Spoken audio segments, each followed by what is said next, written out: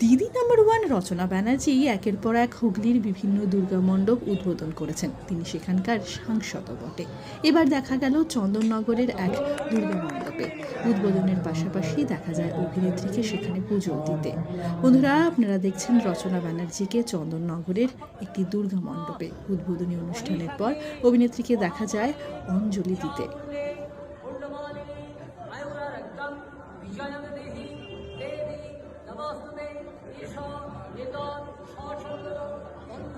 Cine Gossip.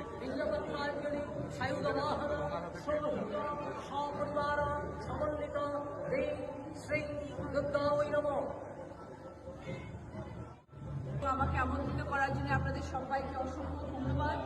শারদীয়ার ভালোবাসা, অভিনন্দন, শুভেচ্ছা পুজোর কতদিন খুব ভালো কাটুক, সব পরিবারের সবাই খুব ভালো থাকুন। মা যেন আমাদের সবাইকে ভালো রাখেন, মার মঙ্গলে যেন আমরা সবাই থাকি, আমাদের জীবন যেন সবসময় শান্তিতে ভরা থাকে এবং আনন্দে ভরা থাকে। আমি আমার হুগলিবাসীর জন্য এই প্রার্থনা করি যে আমার হুগলিবাসীর মানুষ যেন সব থেকে ভালো থাকে।